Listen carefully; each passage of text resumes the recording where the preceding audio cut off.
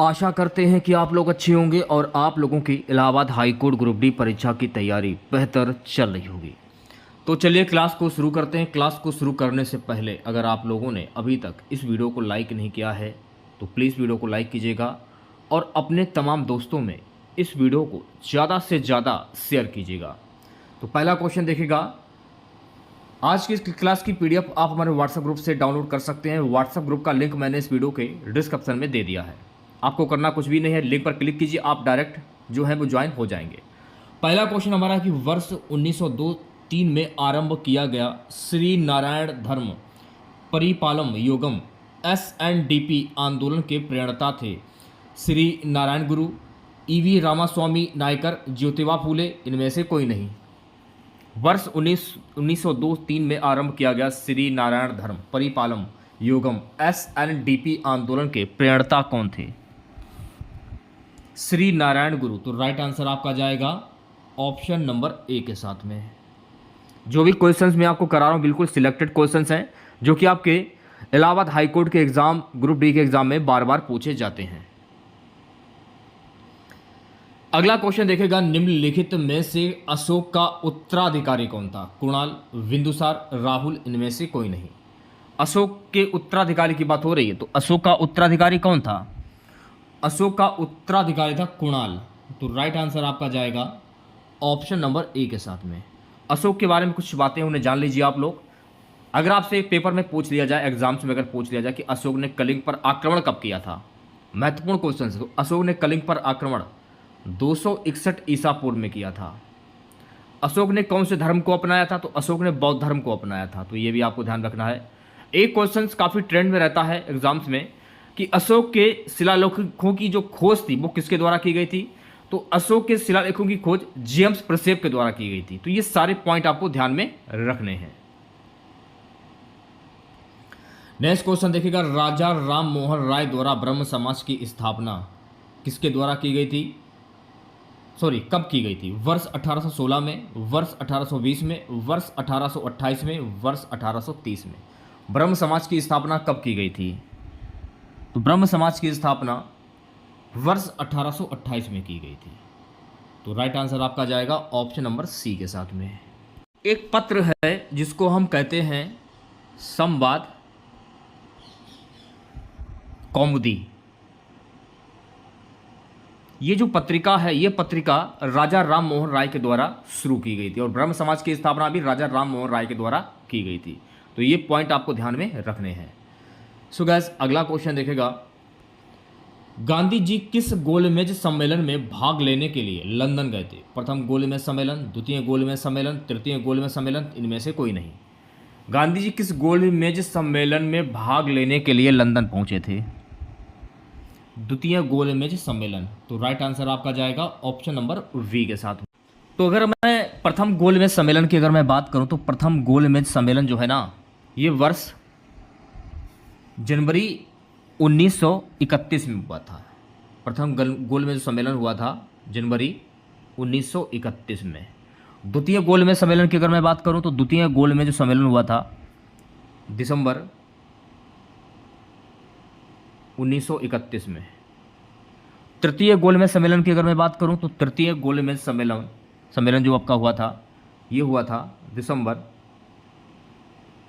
1932 में। तो ये आप सन याद कर लीजिए। तो हो सकता है कि एग्जाम से आपसे सन भी पूछ लिया जाए कि प्रथम गोलमेज सम्मेलन जो है ये कब आयोजित किया गया था। नेक्स्ट क्वेश्चन देखेगा सभी बच्चे। प्यारे बच्चों, अगला क्वेश्चन हमारा है कि शिवाजी के आध्यात्मिक गुरु कौन थे? रामदास, तुकाराम, एकनाथ, इनमें से कोई नहीं। शिवाजी के आध्यात्मिक गुरु की बात हो रही है तो शिवाजी के आध्यात्मिक गुरु थे गुरु रामदास। तो राइट आंसर आपका जाएगा ऑप्शन नंबर ए के साथ में।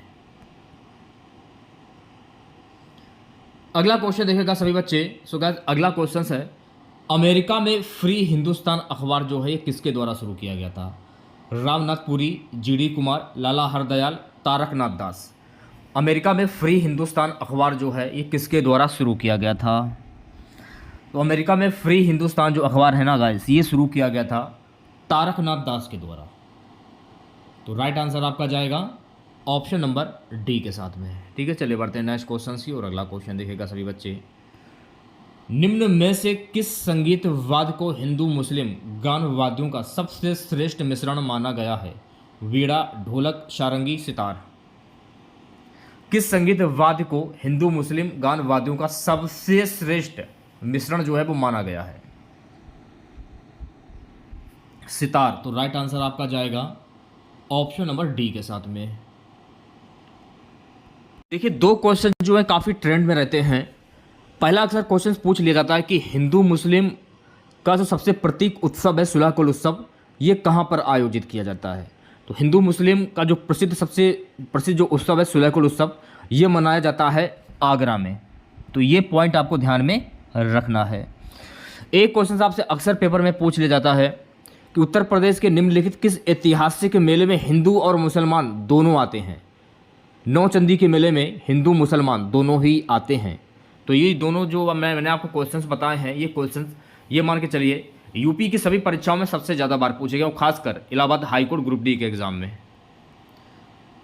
अगला क्वेश्चन देखेगा, वेदों के संकलन करता है वाल्मीकि, वेदव्यास, संस्करण, पतंजलि। वेदों के संकलन करता कौन है? वेदों के संकलन करता है महर्षि वेदव्यास।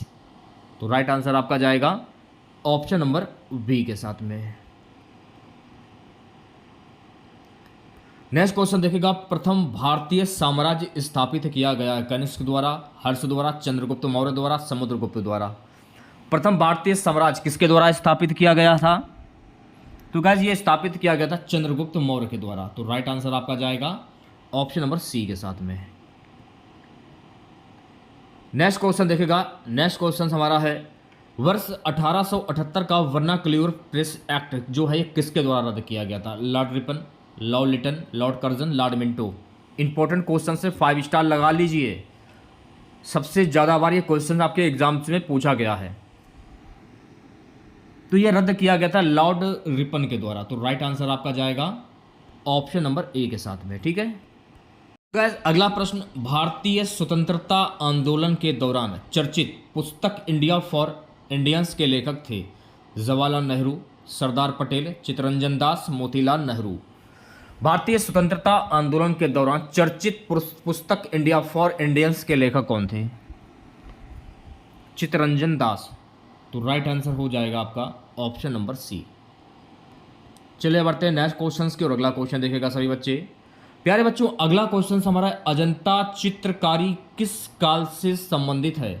हड़प्पा काल, मौर्य काल, बौद्ध काल, गुप्त काल। देखिए, आप हमारा व्हाट्सएप ग्रुप ज्वाइन कर लीजिए, वहाँ पर आपको बिल्कुल निःशुल्क में पीडीएफ मिलती है, कोई भी पैसा आपको नहीं देना होता है, बिल्कुल फ्री में। अगर आप ज्वाइन करना चाहते हैं तो ज्वाइन कर सकते हैं, लिंक वीडियो के डिस्क्रिप्शन में दिया गया। जो भी क्लास आपकी हो रही हैं सारी पीडीएफ आपको निःशुल्क में दी जाती हैं, तो जरूर ज्वाइन करें आप लोग, फ़ायदा होगा, नुकसान आपको नहीं होगा। ठीक है, अजंता चित्रकारी किस काल से संबंधित हैं? तो गाइस ये संबंधित हैं गुप्त काल से। तो राइट आंसर आपका जाएगा ऑप्शन नंबर डी के साथ में।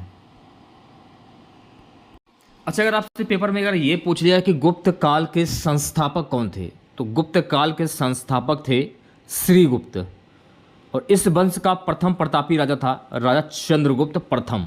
ये आपको ध्यान में रखना है। चलिए बढ़ते हैं नेक्स्ट क्वेश्चन की और अगला क्वेश्चन देखेगा सभी बच्चे।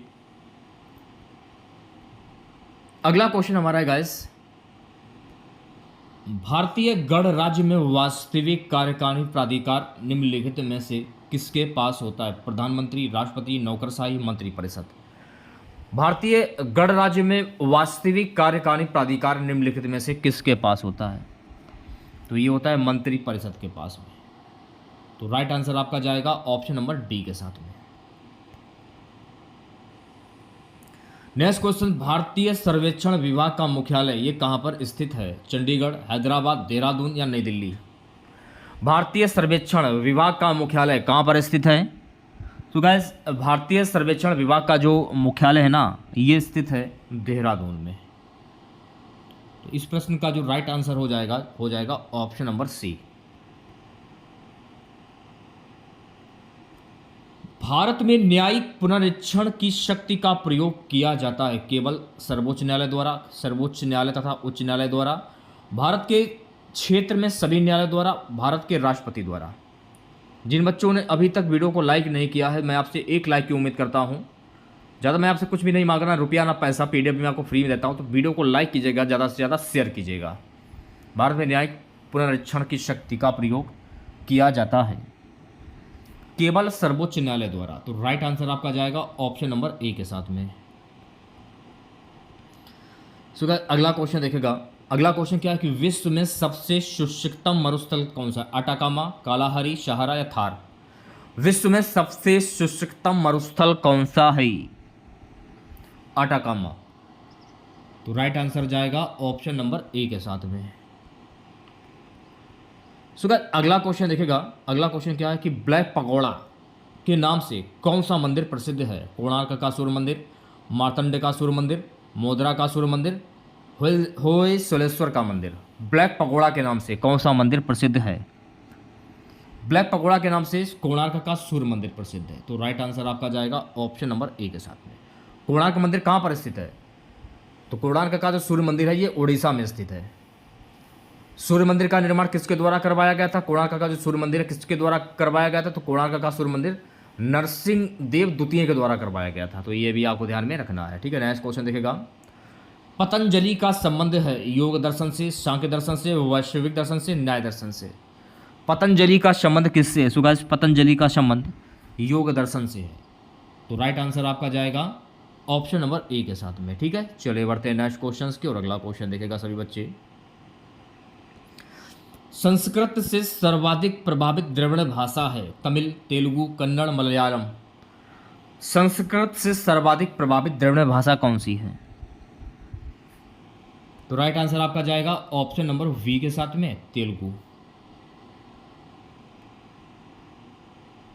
सो गाइस अगला क्वेश्चन देखेगा। कवि चित्रकार मोलाराम चित्रकला की किस शैली के लिए प्रसिद्ध है? बोसली, गढ़वाल, गुलेर, कागड़ा? कवि चित्रकार मोलाराम चित्रकला की किस शैली के लिए प्रसिद्ध हैं? तो ये गढ़वाल शैली के लिए प्रसिद्ध है। तो प्यारे बच्चों राइट आंसर आपका जाएगा ऑप्शन नंबर बी के साथ में।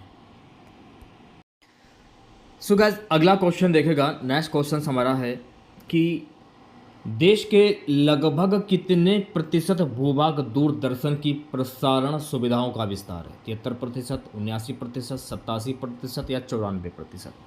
देश के लगभग कितने प्रतिशत भूभाग दूरदर्शन की प्रसारण सुविधाओं का विस्तार है?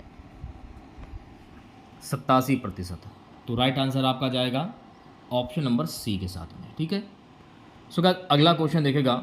अगला क्वेश्चन हमारा है कि इलाहाबाद स्थित अल्फ्रेड पार्क किसकी शहादत के लिए प्रसिद्ध है? गणेश शंकर विद्यार्थी, चंद्रशेखर आजाद, राम प्रसाद बिस्मिल, अशफाक उल्लाह खान? इलाहाबाद स्थित में जो अल्फ्रेड पार्क जो है ना, चंद्रशेखर आजाद की शहादत के लिए प्रसिद्ध है। तो राइट आंसर आपका जाएगा ऑप्शन नंबर वी के साथ में। अगर मैं चंद्रशेखर आजाद की बात करूं, अगर आपसे ये पूछ लिया जाए कि चंद्रशेखर आजाद का जन्म कहां पर हुआ था, तो चंद्रशेखर आजाद का जन्म झाबुआ में हुआ था और इन्होंने इलाहाबाद में स्थित अल्फ्रेड पार्क में खुद को गोली मारकर जो है शहादत दे दी थी। यहाँ से एक क्वेश्चन और बन जाता है कि चंद्रशेखर आजाद और भगत सिंह के नेतृत्व में किस राष्ट्रीय संघ की स्थापना की गई थी? हिंदुस्तान सोशलिस्ट रिपब्लिकन एसोसिएशन की स्थापना की गई थी। अक्सर पेपर में प्रश्न पूछ लिया जाता है कि हिंदुस्तान सोशलिस्ट रिपब्लिकन एसोसिएशन की स्थापना किसके द्वारा की गई थी? इसकी स्थापना चंद्रशेखर आजाद और भगत सिंह के द्वारा की गई थी, ठीक है। चलिए बढ़ते हैं नेक्स्ट क्वेश्चन की और अगला क्वेश्चन देखेगा। राजनीतिक शब्दावली में शून्यकाल का अर्थ क्या है? वह दिन जब संसद में कोई कार्य नहीं होता, निलंबित प्रस्ताव, स्थगन काल, प्रश्न उत्तर सत्र? राजनीतिक शब्दावली में शून्यकाल का अर्थ होता है प्रश्न उत्तर सत्र। तो राइट आंसर जाएगा ऑप्शन नंबर डी के साथ में। प्यारे बच्चों अगला क्वेश्चन देखेगा कि विश्व पर्यावरण दिवस मनाया जाता है 15 जून को, 5 जून को, 10 अक्टूबर को, 8 मार्च को? विश्व पर्यावरण दिवस मनाया जाता है। सो गाइस विश्व पर्यावरण दिवस जो है ना ये 5 जून को मनाया जाता है। तो राइट आंसर जाएगा ऑप्शन नंबर वी के साथ में। सो गाइस अगला क्वेश्चन देखेगा। स्थिर वैद्युत अपेक्षित का प्रयोग किसे नियंत्रित करने के लिए किया जाता है? रासायनिक प्रदूषक, रेडियो सक्रिय प्रदूषक, जल प्रदूषक, वायु प्रदूषक? स्थिर वैद्युत अवक्षेपित का प्रयोग किसे नियंत्रित करने के लिए किया जाता है? वायु प्रदूषक। तो राइट आंसर जाएगा आपका ऑप्शन नंबर डी के साथ में। ठीक है, सो गाइस अगला क्वेश्चन हमारा है कि एटीएम किसका संक्षिप्त रूप है? Automated teller machine, automated teller machine, या ऑथोमेटिक टेलर मशीन, या ऑथोराइज्ड टेलर मशीन। एटीएम किसका संक्षिप्त रूप है? एटीएम जो है ना ये ऑटोमेटेड टेलर मशीन का संक्षिप्त रूप है। तो राइट आंसर जाएगा आपका ऑप्शन नंबर बी के साथ में। अगला क्वेश्चन देखेगा सभी बच्चे, वर्ष 2011 की जनगणना के अनुसार भारत में बाल लिंग अनुपात कितना है? 927, 924, 917, 914। वर्ष 2011 की जनगणना के अनुसार भारत में बाल लिंगानुपात कितना है? 914। तो राइट आंसर आपका जाएगा ऑप्शन नंबर डी के साथ में।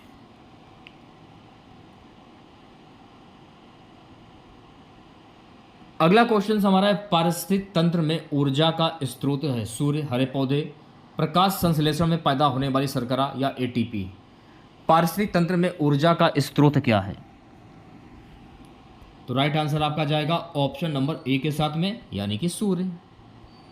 चलिए बढ़ते हैं नेक्स्ट क्वेश्चन की और अगला क्वेश्चन देखेगा प्यारे बच्चों। अगला क्वेश्चन हमारा है, वह तापमान जिसका पाठ्यांक फ़ारेनहाइट और सेल्सियस दोनों पैमाने पर वही होता है, 40 डिग्री, -40 डिग्री, -34 डिग्री, -140 डिग्री। वह तापमान जिसका पाठ्यांक फ़ारेनहाइट और सेल्सियस दोनों पैमाने पर वही होता है, -40 डिग्री। तो राइट आंसर आपका जाएगा ऑप्शन नंबर वी के साथ में।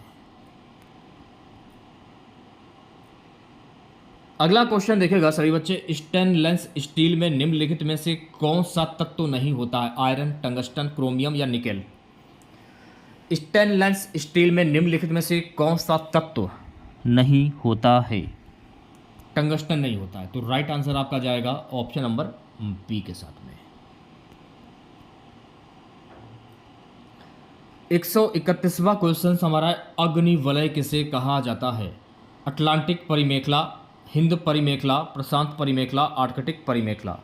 अग्निवलय किसे कहा जाता है? सो गाइस अग्निवलय जो है ना प्रशांत परिमेखला को कहा जाता है। तो राइट आंसर आपका जाएगा ऑप्शन नंबर सी के साथ में। ठीक है, नेक्स्ट क्वेश्चन देखेगा सभी बच्चे।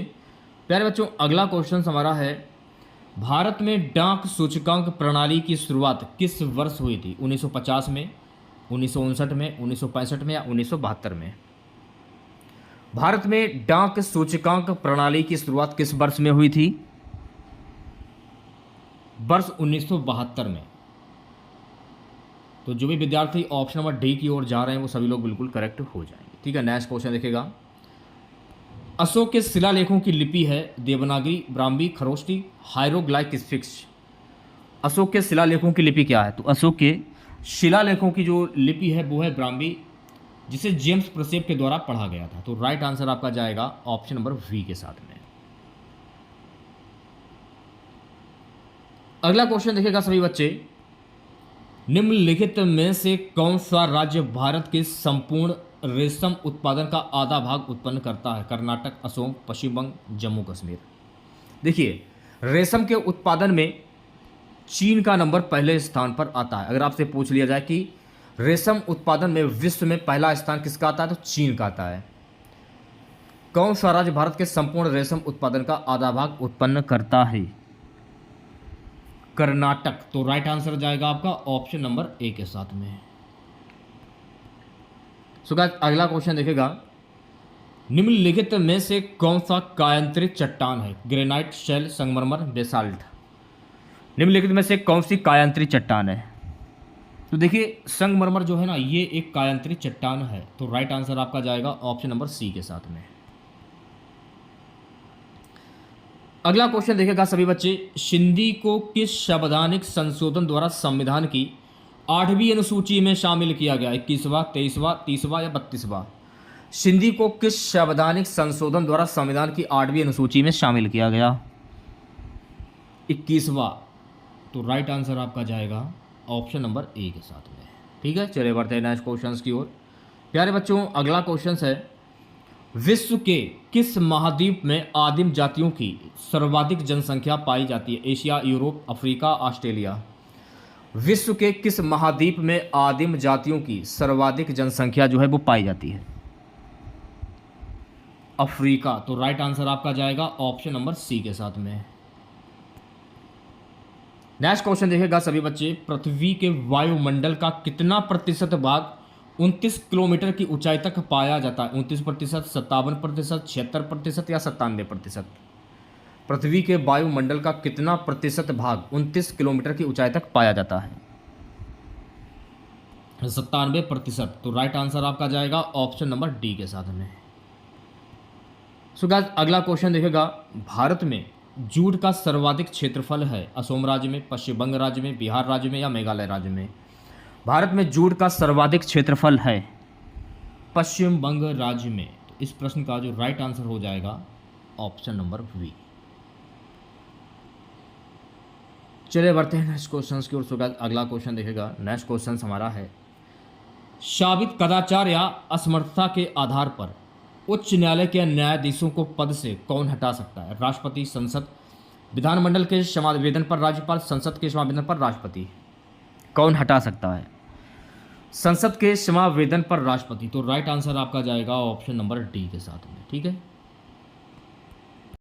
अगला क्वेश्चन देखेगा प्यारे बच्चों। अगला प्रश्न हमारा है कि 2011 जनगणना के अंतिम आंकड़ों के अनुसार निम्नलिखित में से उत्तर प्रदेश के किस जिले में सबसे कम महिला साक्षरता है? बलिया में, देवरिया में, गोरखपुर में या फिर श्रावस्ती में? उत्तर प्रदेश के किस जिले में सबसे कम महिला साक्षरता है? श्रावस्ती। तो इस प्रश्न का जो राइट आंसर जाएगा ऑप्शन नंबर डी के साथ में। चलिए बढ़ते हैं नेक्स्ट क्वेश्चन की और अगला क्वेश्चन देखेगा सभी बच्चे, 2011 जनगणना के अंतिम आंकड़ों पर आधारित निम्नलिखित कथनों में से कौन सा एक उत्तर प्रदेश के लिए सही नहीं है? उत्तर प्रदेश भारत में सर्वाधिक शहरी जनसंख्या वाला राज्य है। तो इस प्रश्न का जो राइट आंसर हो जाएगा ऑप्शन नंबर बी। चलिए बढ़ते हैं नेक्स्ट क्वेश्चन की और अगला क्वेश्चन देखेगा सभी बच्चे, जनगणना 2011 के अनुसार उत्तर प्रदेश के निम्नलिखित में से किस जिले की साक्षरता दर जो है वो सबसे कम है? श्रावस्ती, बलरामपुर, गोंडा, महाराजगंज?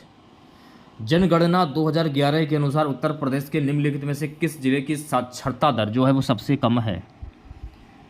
आंसर आपका जाएगा ऑप्शन नंबर ए के साथ में, श्रावस्ती। उत्तर प्रदेश की जनसंख्या अधिक है, नीचे दिए गए कूट से सही उत्तर चुनिए।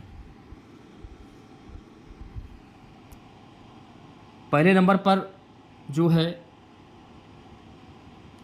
उत्तर प्रदेश की जनसंख्या सर्वाधिक है।